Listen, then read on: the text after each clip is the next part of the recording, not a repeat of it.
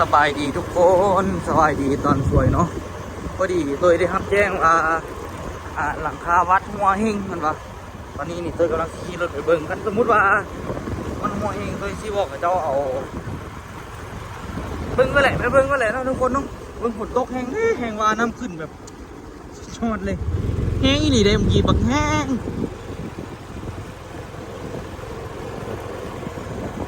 น้ำขึ้นสุดยอดเลยมันหากว่าที่เซานี่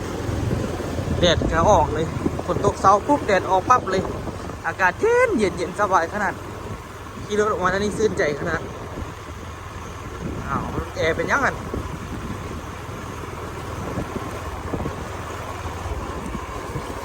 ฝนน้ำฝนตกมันเฮงโคตรเลย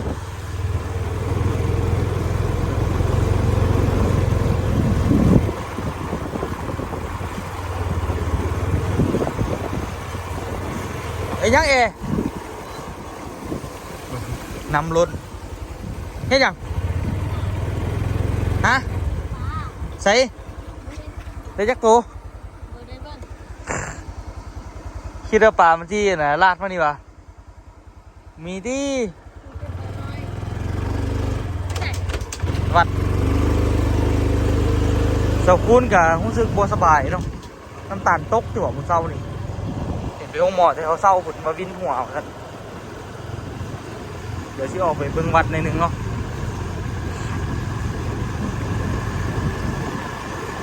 จักสิแก้ไขยังไงไปเบิ่งน้ำกระเจ้าออกกระเจ้าน่าจะไปเริ่มเฮ็ดโครงหลังคาเฮ็ดเดือยโครงเพดานละบอกกระเจ้าไปเริ่มเฮ็ดแล้วนะ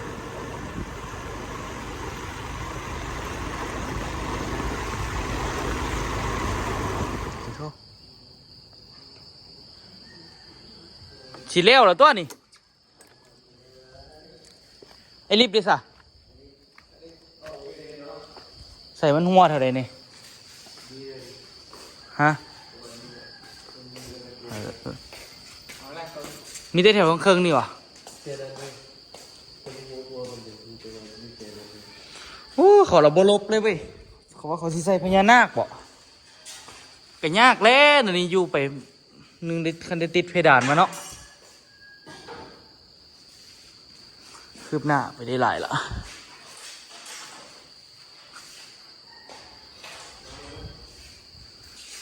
เอาลวดจองอ่ะใครตอนนี้มีโครงเล็กใกล้ๆเนาะจองกับจองบ่หลาย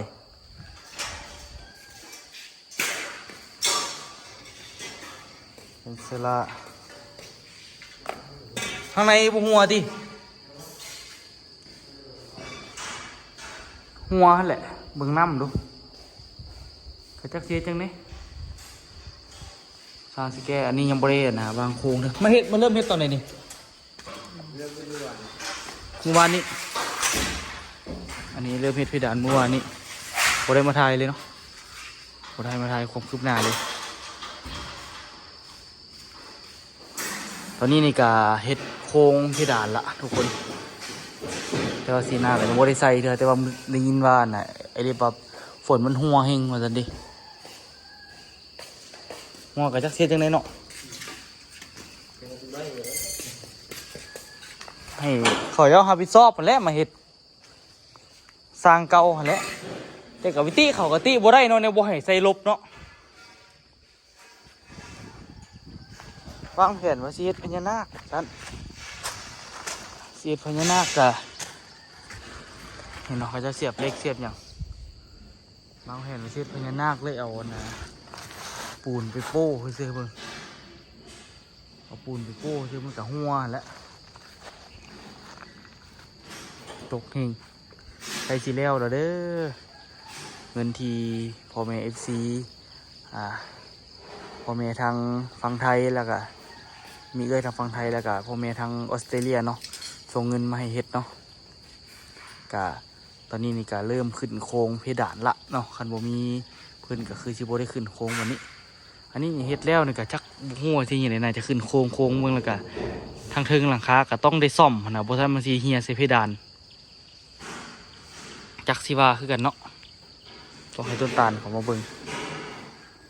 สบายดีทุกคนสบายดีตอนแรงเด้อแรงมื้อนี้นี่กะเราได้พากันมาสอนปูทุกคนเนาะแน่นอนตอนสิกลับเขาก็ต้องหาเนี่ยอยู่ในกินเพิ่มเพื่อที่ไปเฮ็ดอยู่ให้กินตอนแรงเนาะอันนั้นก็คือหาหน่อไม้หน่อไม้เหี้ยทุกคนหาง่ายกินง่ายไม่ต้องไปไกล มันทางผ่านนะอันนี้บ่เอาอ่ะน้อยๆดิฮะแบบว่าคันที่ไปก็ไปซื่อๆกะฮักเอาหน่อไปกินน้ำดีกว่านะทุกคนมันจึงสิได้กินหลายๆอย่างไม่ต้องไปไกลเนาะอูเนาะหากินง่ายๆก็หากินอยู่ดีนี่ แล้วมันก็มีหลายนะทุกคนแล้วก็เขาเจ้าก็คือสิกินจนเบื่อแล้วแหละเจ้าของสวนก็ได้ที่อูรู้จักเขาเจ้าก็อยู่นี่เขาเจ้ามาปลูกยางเขาเจ้าบ่มีนอกินย้อนอูคำมาหักกินเบิดเขาก็บ่กินอีกเดี๋ยวอูมึงแม่นอไปหลายไปหักแน่คอยหักแน่อูนี่ไวขนาดมือค่ะเอาจับไอ้ที่เอาให้กินไหมยูราล่าไหมเจ้าน่ะนี่เอาจับอูล้านสองนี่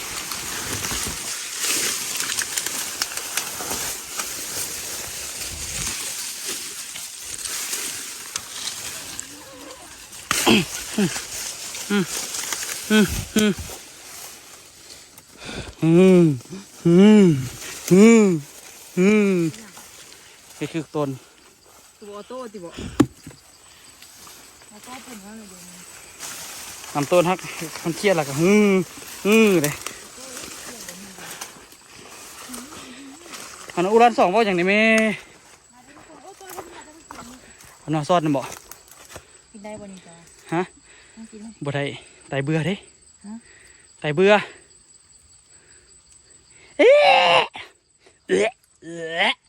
บ่ส้มบ่หยอกเสียมันเป็นเมียงส้มส้มปูนเฮ้ยอูไปเอาซุปนั้นไปไอ้น้องอูรันสองเราเป็นคนนะนี่ผมไปเอาก็บ่เอา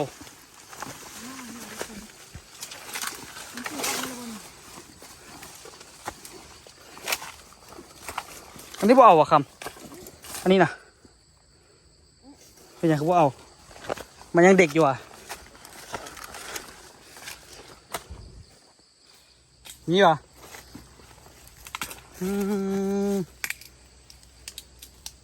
ซ้ำสกินนะเฮ้ย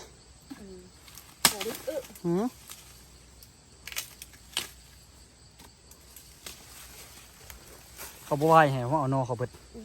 นอซื่อนอซื่อๆประทันนอซื่อๆกันนอซื่อก็ไปเอาบดอื่นเลยเขาสิว่าให้มาเอายังสวงค่อยเขาว่าเสียงเขาจะว่าเดี๋ยวข่อยบ่ได้ว่าได้สุ่มนั้นก็มีมันบ่ทางนอกคุณข่อยว่าต้องหลายแหละเดี๋ยวจะรอดนี่ไปเบิ่งไหมรอดนี่ไปข่อยแต่ข่อยบ่รอดเลยข่อยอ้วนข่อยรอดยาก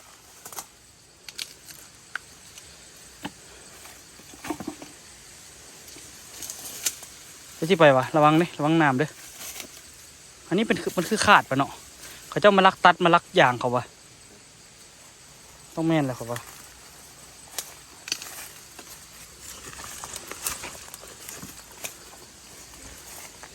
ซอกก็เด้อขอที่ไปซอกซุ่มนั้นลงมึงเด้อย่างเขาออกไปดีส่วนต้นนี้เฮียบอกกันเลยส่วนอย่างพลาเจ้ากับบุตัดหญ้าเลย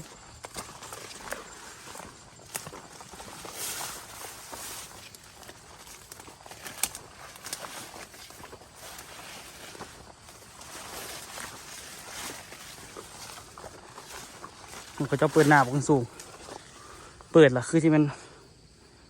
อย่างหน้าอย่างตายตัวนี้เขาจะโบใส่อันนี้คือกันเขาสิมาเอาอันนี้เพียงนะทุกคนโอ้อันนี้ง่ายหมดละง่ายเป็นนอหมดละมันเป็นนอไม่ซอดทุกคนอันนี้ผมเป็นนอมีเฮียเนาะแต่ แต่ก็เอาไปได้อยู่คันเอาปลายมันมีเห็ดพร้อมทุกคนมีเห็ดอยู่หันพร้อมฮะได้อยู่แต่มันเป็นนอซอดมาเอาแม่เดี๋ยวคอยสิกลับไปเอารถเองเดี๋ยวทีมมินี่ให้อูมาเก็บเอาโอ้อันนี้มีดวงออกอ่ะนี่เอารถเอาปลายมันเอาบ้องมันแต่เขาโบได้มีมีดมาเอาโอ้โหอูสิเอาบนอันนี้ขายได้ทุกคนนอนนี่มีขนเลย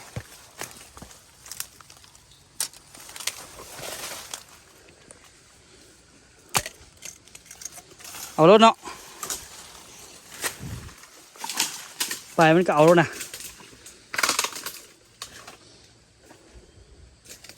เสียดายก็ทุกคนน้องอูรันสองเฮ็ดบ่อยากเอาก็เดี๋ยวนี้มันใหญ่นี่คันมีดเอาบ้องได้เบิดดีเนาะนี่ดีดิดวงออกไปละเดี๋ยวไปเลาะบนนั้นก่อนเด้อเอาแต่ปลายมันเอาโอ้น้องอูรันสองในการอุตสาหข้ามมาไปเรากินต่อซะนะไปเรากินอยู่เฮือนทุกคนพอกินอยู่ล่ะแต่อันนี้มานี่ปอกคือนี่เหนือเลยนะ เนาะเดี๋ยวอูกับตัวสิพาทุกคนไปเบิ้งวัดเนาะทุกคนเนาะเมื่อนี้ไอริฟมาใส่สีหน้าแต่ว่าหลังคาขนาดมันยังบดีเท่าเมื่อนั้นเพิ่นไปแปลงน้องอูไปท่าไปแปลงอะเนาะมันยังแปลงแล้วมันแปลงบ่ได้ทุกคนก็เลยน้องอูก็เลยโทรไปปรึกษากับอันเขาในบ้านกับเขาพ่อกุ๊กกิ๊กแม่จำปีผู้เดียวหลายคนว่าเขาควรจะลบเอาบอเพราะว่าเพื่อนนั่นเอาปูนไปเปอะเอาขนาดตัวบอลลบขนาดเพราะว่าเพื่อนสิเอาไว้ใส่พญานาคสิฮะนะแล้ววันนี้ละ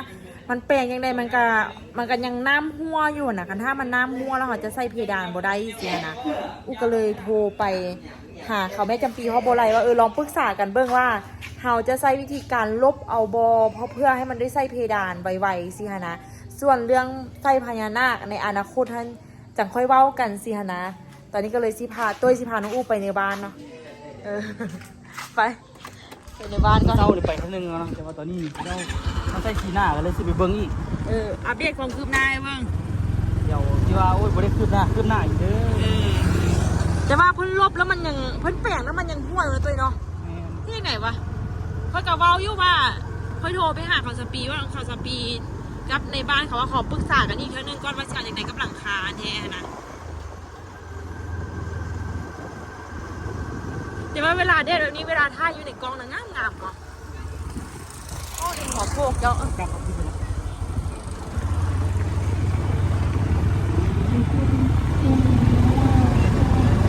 มือเช้านี่ฝนตกคิดว่าสิบุเดดอันนี้อันตัวเนาะแม่นตกแค่ตกว่ามือแดดแห้งมืดเนี่ยมืออื่นนี่ห่อข้าวต้มเลยเนาะเอ็ดเลยว่าอ้าวมือเช้านี่ค่อยฝันนั้นเวลามาเลขกันเดี๋ยวก่อนมือเช้าเลยนะเขาบุกซื้อข่อยบุกซื้อเลข26แล้วเนาะ EFC ฝันหาโดยมาตั้งเช้าพวกมันก็คือเลข29692464 2464กับเลขก๊อกเลยเอาปูมันใช้เลขปูอีกตัวละ1,000นี่แล้วคือมันใช้62ได้62แล้วก็2กับ62นั่นเราบอกกันเลยอย่างวะแล้วก็ต้องเป็น27แล้วก็ต้องเป็น25เป็นยังไงเป็นนั้นต้องซื้อขึ้นซื้อลงแล้วก็ซื้อปีนซื้อกลับได้เงินหลักการในการซื้อเลขพี่ติ๋งเขาซื้อเลขมันเป็นอย่างเนาะเขากระเทศคิดตลอดเนาะฮะเพราะว่าซื้อเลขมันเป็นปัญหาเนาะเพราะว่าเขาซื้อตลอดคุยกับบูฮูว่าเรื่องราวของสาวคูติกซ่องสาวคูติกนี่เกิดจากอย่างแต่ว่าค่อยคิดว่ามันน่าจะมาจากเด็กน้อยหลายกว่าสำหรับค่อยมันมีปูที่หนึ่งเป็นผักเนาะจะว่าขนาดเอาปูมาปล่อยวันนี้มันจะมีเต็มบ่พอดีที่เขาด่าเป็นยังมันกินข้าวเนาะปูมันกินข้าวสิบ่จากนี้ในโต้งเขาน่ะตุ้ยนี่ล่ะพี่ฮะแม่น้องเฟสบรรยากาศเข้าในหมู่บ้านน้องอูทุกคนพ่อข้าวสลัดนี่โบไปนะล่ะโบไปใส่ป่ะใส่บาทเหรอ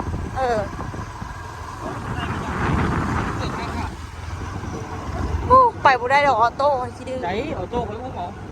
ไม่ต้องเจ้าตี โอ้ ไปรถอ่ะ เขาสิไปใส่เขาจะฟ้องหา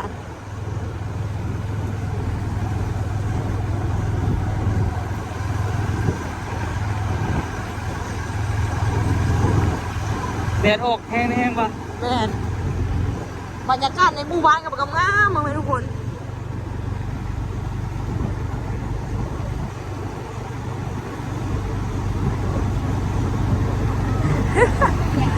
ชอบพวกเมียดีคนละเขาเจ้าเริ่มปอกมะพร้าวแต่มือนี่นะเด้ เรื่องของข้าวเต็มเลยจริง โอ้ขากลับมาไปถามแม่อะไรเด้อโอ้เฟิร์นสาวเฟิร์นหัวโล้น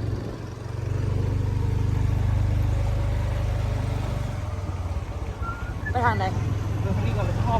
เอาไม่พูดเดือดนะไม่ไทเกอร์อ่ะ น้องเมียน ม่อน ใหญ่แล้วเนาะเดี๋ยวนึง ไปลูกเขาชิ้นใหญ่จะมันเนาะลูกเขาใหญ่จะมันเนาะกับชิ้นเท้าอันที่เนาะว้าว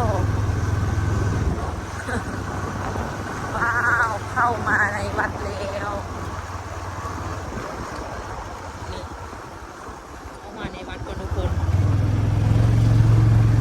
4 นาทีตัวเอง ประมาณละวีซ่าสิไปเรียกครับ มาอัปเดต งามขนาดวัดบ้านของอู้ทุกคนลงไป เอ๊ะที่ไหนงาม สีหน้าโอ้สีหน้าเฮ็ดโค้งแล้วป้าเร็วมาก ผู้บ่าวที่ผมไปจ้ะ โอ้ แค่ข้องเหรอ ฮะถ่ายเพศบ่ตัวถ่ายเพศเดี๋ยวบ่ โอ้เบิ่งเขาจะเฮ็ดอะไรคักเนาะ เอาเชือกจองให้เลย อันนี้เพิ่นเฮ็ดโค้งแล้วทุกคนเด้อแต่ว่าเพิ่นสิได้แปลงหลังคาเพิ่มอีกอยู่ว่าซั่นแปลงมื้อหน้ายังบ่ได้ว่าซั่นไม้เซอร่าจะเป็นสีนี้เนาะเพราะว่าฝนมันทะแล้วตัวเนาะ แม่น เดี๋ยวน้องอู้ถ่ายให้ งาม งามเนาะบัดนี้เนาะ ผลที่ผู้ทราบแล้วก่อนนี่ นี่ใส่สีหน้าทางนี้ละน้องอู้ก็ยังบ่ทันได้เอาเงินมาผู้ที่เพิ่นส่งเงินมาตามหลังแบบแม่เจนนี่ซานผู้เด้อหันน้องอู้ยังบ่ได้มามอบเทื่อเด้อปานนั้นน้องอู้จังสิมามอบเพิ่นเฮ็ดแล้วก่อนละสิมามอบให้ครูบาแล้วก็สิมอบให้นายสร้างเพิ่นโอ้เขาเฮ็ดเพดานเขาเฮ็ดเอานี่เนาะ โค้งนี่ผมมีปัญหาผลที่เนี่ยโน้ต ขึ้นโครงไว้เนาะทางในดิ ข้างในก็เรียบร้อยแล้วเข้าไปมาก็ได้ไม่ได้ครับ ขอเฮ็ดเวียกไหวเนาะ ผมเนี่ยนี่ของกู นี่ทุกคน ใส่สีหน้าใส่อย่างเบื้องนี้กับเบื้องนี้เป็นบ่นี่ ใส่เบิ้ล ใส่หมด อันนี้แม่นเพิ่นซื้อเครื่องมาเฮ็ดเนาะ เร็วแล้ว คิดแล้วละ ครูบาไปทางไหนของครูบา ครูบาวะพี่ญาติอยู่ถึงวัดพูดน้ำสาดลงเลยตัว มีคันทันไก่เขาจะใส่สีหน้าข้างนั้นตรงนั้นดิเป็นสีหน้าอันนี้ไม่แกนเลือดสีนั่นสีเหลืองโอ้สีไล่สีเหลือง แม่น สีนี้ออก สีนี้เข้าอยู่ ที่จริงแล้วสีนี้ใช้ห้าหลักงามแบบสีนี้งาม แต่ว่าบ่ให้เอาสีแดงหรอวะแต่เราเฮ็ดวัดกับสีนี้ก็โอเคแล้วงามมัน สีนี้เนาะกะเฮายังงบเฮากันยังบ่พอเท่าเด้อทุกคนเด้อคันถ้าผู้ใดอยากร่วมเฮ็ดบุญกับวัดพลม่วงของพวกเฮาเมืองร่องซานแข่งไสสมบูรณ์กะสามารถทักมาหาน้องอู้หรือน้องต้ยได้เนาะทุกคนเนาะ อู้เลยตัวย่อยก็ได้ แม่นอู้หรือตัวย่อยก็ได้ทักมาหาตัวย่อยก็ได้ น้องคนเดียว ทักมาหาอู้กับตัวย่อยก็ได้ทุกคน มักหลอดทอนยามมันออกไปไล่ดิ กินบักเสียบๆไปเนาะ ส้ม เพิ่นขึ้นโค้งไว้นะทุกคนนี่ ก็คิดว่าอีกบุดนดอกแต่สีเลี้ยวละ เนี่ย เขาเจ้าเฮ็ดอันนี้นี่คันว่าได้เฮ็ดแท้ๆนี่แล้วมันเขาเจ้าเฮ็ดมานี่2 มื้อละอีกประมาณ4 มื้อก็น่าจะแล้วเบิดแต่ว่า แม่น ฝนมันหัวอยู่กับบ่ฮู้ว่าเขาจะสิแปลงกันบ่หรือสิจังได๋ ต้องแปลง ว่า ก่อน เฮิงนี่เขาจะว่าเสียพญานาคเลยแบบว่าเอาปูนไปโปะโปะโปะไว้หั่นน่ะ เฮียเราอู้ใช้เบิ้งเด้ออู้ใช้เบิ้ง ต้องพยายาม นี่เห็นบ่ พยายามบ่ให้มันหัว เห็นบ่นี่ธรรมดามันต้องมีอันลบแมันบ่ถึงนี่ค่ะธรรมดามันต้องลบ แต่ว่าเพิ่นบ่ลบเพิ่นบอกว่าเพิ่นจะไว้ใส่พญานาคแม่น มันบ่ลบนี่เพิ่นบวกมัน แล้วเพิ่นละเอาอันปูนไปเปอะสินะเปอะแล้วบัดนี้น่ะมันหัวสินะรู้สึกว่ามันหัวทางเครื่องกลางนี่แหละเพิ่นว่า ทั้งอย่างมันกว้างโคตร แม่น แต่ว่ามันเป็นกว้างแบบกระเทินนั่นน่ะอันนี้นี่เขาจะพกกว้างของกว้างธรรมดาราคาเกือบจู้กันน่ะก็น่าจะประมาณนี้อันนี้พี่เกือบสุดนี่พี่ ปลา ก็เขาจะเอาไปแป้นใส่หั่นน่ะเอาน่ะปูนเทใส่ สิแก้ได้บัดนี้เนาะ เบื้องมันเปียกเบิ่นหั่นเวลาฝนมันเข้ามา แม่น ถึงไหม้ถึงอย่างถ้าว่าถึงไหม้โดนๆไปมันสิโดกก็ แม่นเหรอวะ พยายามบ่ให้มันถึกอ่ะนะมันเป็นโค้งอ่ะนะโค้งไหม้ผสมเหล็กอันนี้ อืม พยายามบ่ให้มันถึกนี่แหละมันเป็นอ่ะนะโอเค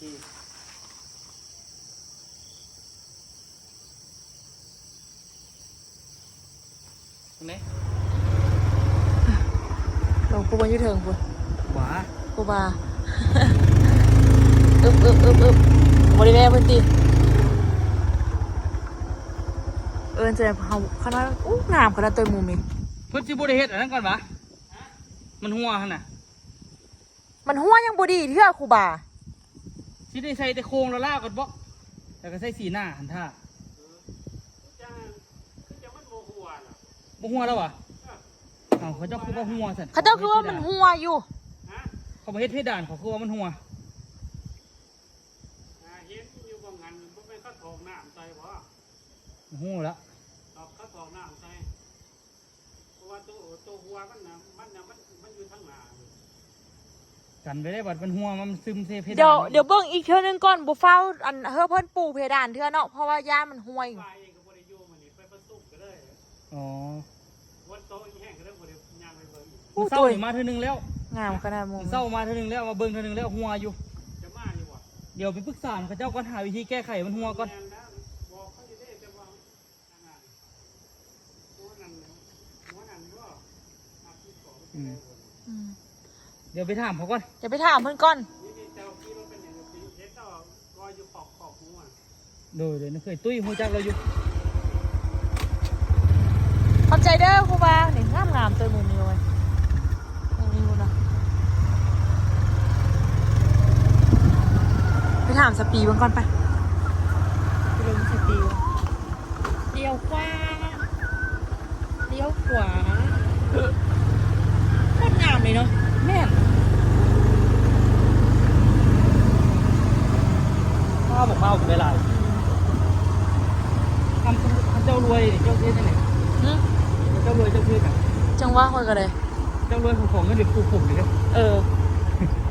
โอ้เขาเห็นหมู่เขาปลูกไปเห็นสิขึ้นสิอันเดซะ ดาราไปปลูกขึ้นอีกได้สัก ทำไม่ได้ไปปลูกอันให้คืออันเดิมเป็นมันย่องมันแย่งทางหน้าอยู่ อ๋อถูกนั่น สวยเนาะ เป็นแค่เป็นว่า ทุกคน รถไม่ขึ้นกัน โอแมนเพราะอันนี้ตะกี้เขาเจ้าฮิตอย่างไรนะ รถเถื่อนจอดนี่หลาย เขาเจ้าไปหนาฟักเนื้อ ให้ยังบอกดันมาว่ะ เอา เครื่องมาอยู่ที่นี่ เอาขี้รออันนี้เป็นละขี้เธอบ้างดิดูขี้แบบพูดเธอบ้างเด้ โอ้ไปลุยตุ่มเพื่อนแล้วบ้างถึงดาได้หุ่นหัวเข้ากระเปิกค่ะรถล้มเป็นบ่แม่ดาซัวนะนี่นะ เคยมาแล้วบอกอู้เก่งขนาดเนาะโอ้ หัวเข้ากระเปิกว่าเท่าไหร่รถล้มมันน่ะ เอาพูดเธอมาดูค เพื่อนรถล้มเด้อเพื่อนเวลาน่ะลงไหม ำอ้าวรถพูดเลยสปีอ๋อเพิ่นไปเถอะเปิ้ลจะเมืองไปใส่เบสไปกันนะเคยฮันว่าสิมาว่ามันจะปีเรื่องอันร่างขาดิว่าเฮ็ดแล้วเด้อมันหัวซะนะแปลงกับหัวซะเลยเฮ็ดเด็กแปลงอีกวะ อันแบบว่า นะเคยตัวว่ามือนั้นนะเคยตุยหันเราเอาโพเสื้อแล้วว่าซันแล้วถ้าว่าเอาไปใส่ให้มันเข้มข้นละคัดเท่านะคัดมันเท่านะแล้วมันสิยุ่ว่า ลองเบิ่งก่อนเนาะ อืม เพราะว่าต้องแปลงให้มันดีๆก่อนจะค่อยมุงเลยจะค่อยเอาเซอร์เลย แล้วมีเพิ่นโปรไล่การที่สิมันลบนี่มันก็สิไปทุบจังลบปุ่นว่า โอ้เนาะแปลงอีกก่อนเนาะ แล้วนี่เพิ่นมีแต่นะเคยตุยไปกับต้นตาล เออ ตาลแล้วอยู่ลุ่มอ่ะนะ แมนเพิ่นเราอยู่เทิง ละผู้ลุงซักนี่เราเป็นคนเรียบร้อยแล้วคนละเอียดอยู่แล้วพอคนละเอียดพอโบไปเฮ็ดบ่ได้บ่ทันไปเฮ็ดนะ อืม ผู้บ่ละเอียดเราไปเฮ็ดแล้วมันก็แล้วเพิ่นว่าสินาสิเอาลุงซักไปเฮ็ดเบิ่ง เออ เคยก็สิไปน้ำ ลองเบิ่งเนาะ แบบเขาต้องได้เฮ็ดอันปูนผสมมันนั้นแล้วแล้วลาดเสื้อมันจิกหูอะนะ อืม ลองเบิ่งอื่นฟ้าแดดแล้วเป็นไปเบิ่งอีก เออ เบิ่งเฮอะแล้วก็ฟ้าวอัน เพิ่นเสื้อซีนาล่ะก็ อืม สีนาที่คือ จักเขาก็บ่ฮู้ แบบว่าสิไลแล้วสิส่งเลยตีเบิ่งว่า ซีนาแล้วก็เฮ็ดโค้งแล้วหมดแล้วนะ ครบระวังเงินเนาะ หยังก็หยังประมาณ3-4 ล้านนี่แหละ แต่บ่ฮู้ว่าสีนาเท่าไหร่ อืม เอาไล่มื้อนั้น3 ล้านห้า อืม แต่บ่ฮู้ว่าคันเอาไม้เซอรานี่บ่แม่นสิแพงกว่าแพทเรียบบ่ อืม ติดหนี้สร้างก็ได้ดอกสบาย สร้างน้อยใจได้ยินลองเบิ้งมืออื่นให้เพิ่นไปเบิ้ง ก็เนาะผู้ใดคันถ้าผู้ใดอยากความเป็นศรัทธาเฮ็ดวัดบ้านพลม่วงก็ติดต่ออู้กับตุ้ยมาได้หรือว่าติดต่อแม่จำปีมาก็ได้ผู้ใดมาก็ได้เนาะ ต่อยอดได้ ต่อยอดกันไปต่อยอดกันไป เพราะว่ามันบ่โผล่ยังบ่โผล่เทื่อเนาะ อืม เก็บ5เก็บ10กัน แม่นแล้วว่ะหัวหน้าศิลปะไอ้เนาะสูงปีนี้กี่เขาประกวดนางงามใส่สมบูรณ์อ่ะปีนี้ ส่งไหมส่งประกวด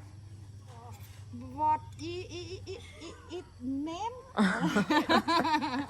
ภาษาอังกฤษมันอะไรแบบเป็นประกวด ได้แต่ภาษาเราสูง เอาทำเป็นตัวแทนส่งมันกุ๊กกิ๊กเข้าประกวด เฮ้ย ตัวแทนนี่เป็นลีอายคัดผ้าลม อ่านผู้นี้มาแต่สิเด้อมาแต่บ้านผลมองจังมาแต่บ้านผลมองบอกเขาไปอยู่บ้านผลมองเบิ่งเลยว่ามาแต่บ้านเด้อไปใส่เบ็ดกบไว้อยู่นาน ปลาข้อปลาดุกได้ ว่าตัวกับว่าสิไปบ่เห็นได้ไปจากมือปานนี้บรรยากาศงามๆเนาะมันมีฟ้าหลังฝนเนาะ โอ้คักร่างฝนดี ตอนฝนนั้นเป็น ป้าจนสิตาย ลาดยางเห็นบอสปีลงอะนะ เออ สปีลงว่าเป็นตะลวยขนาดที่ดันมิดเดียวชั่วโมงเดียวเต็มโป๊ะอะนะ เออ ตัวใส่ปุ๋ยยังก็บออกดีเดี๋ยวไอ้ปุ๋ยการนางฟ้า ทุกคนเลยวันนี้น้องอู้ก็ไปซ้อนกระปู ได้อีกอะ ได้ก็ได้พอเจียวสิไปเฮ็ดเจียว แซ่บๆเนาะ ว่าสิต่ำหุ่งเลยสิเฮ็ดเจียวกินหุ่ โอ้กับแก้วก็ดีอะไรแก้วเราเอ็ดสุกเลย เจียวเฮ็ดซุป ปู่นี่เฮ็ดไล่ละยาน แม่นแล้ววะ มันมีตัว เอามาเครื่อไปกินกับก่อนเครื่อเดี๋ยวหุ่ เครื่อที่เละ ได้อยู่ งามได้งามว่าไปถ่ายวัดนะงามวิววัดนะถ่ายจากอัน ยาเขียวๆ นั่งแล้วถ่ายอันบ้อนอันกุฏิเนี่ยพ่ออยู่หั่นน่ะล้านเบิ้งผูนะป้างาม คิดอยู่ต้าขันดินบ้านเฮามันมีหมองเดินเป็นแต่ฟังแบบนี้อีกวะ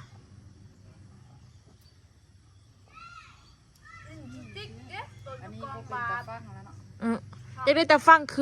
คืออันวัดนี่เลยนะ ตุ๊กติ๊กตัวมาพูกยางกายยางสวยยุปสาย คันบ่เป็นป้าซาก็พอซื้อเฮ็ดอันนั้นใดก็เฮ็ดบ้อนทองเที่ยวใดก็ พอจะเปิดเพลงมันก็ตัดขึ้นมาป้าออกมาลินเดอร์เอาลูกค้าก่อน เนาะเหมาะสมที่สุดก็ ใช่น้องนี่ไปมันก็บ่เป็นตะฟังละคือให้หน้าตากาเฮากัน พะน้ำท่วมอีกว่านั่นนะอยู่ลุม คักแท้ๆได้คือเงินตะปอมมาเนาะ เนาะ มันตู้เคยไปเอาจนทำงานก็ยืนกินก็ได้ หม้อว่าห้ามกินหมึกซิดา เครื่องมือ กินวัคซีนเอ้ยเนาะอยู่บ้านละเฮ็ดเนาะเฮ็ดโฮมสเตย์แล้วก็เอาคนในหมู่บ้านเฮานี่แหละ ไปอนามัยห้องพักอันเดือเงินลายมือเด้อเนาะ มีคนมา มันก็ต้องให้การตลาดเลยเนาะ ไม่มีแฮงไล่ สาเด็กน้อยเอานักท่องเที่ยวต่างประเทศเลย คือมาใกล้เลย ปีนึงมาอยู่2กรุ๊ปปีนึงมาอยู่2กรุ๊ป ปุ๊กปอนั่นบ่ ต้องในเหตุการณ์ตลาดแล้ว ดินตู้คับมันพัดโค้งทางพุ่นนั่นเนาะ โค้งบ่ได้ โค้งหัดบ่ได้แล้วบ่เห็นนั่นยืนตาฟังอ่ะ เฮ้อลาทุกคนไปก่อนเด้อทุกคนเด้อเอามาอัปเดตให้เบิ่ง กำลังพ่นหรือว่ากำลังสิพ่นอีกเนาะ จักคันถ้าผู้ใดอยากม้อมกินทานเฮ็ดบุญนำบ้านน้องอู้ก็มาได้เดี๋ยวมื้อบุญฮอกเข้าสลากเขาก็บ่ได้มาใส่บ้านมื้อนะมื้อนี้สิมาลองมาใส่บ้านก่อน ดูบ่ยักเอาดอกแม่โอ้ยกลับไปยักก็ได้แล้วบ่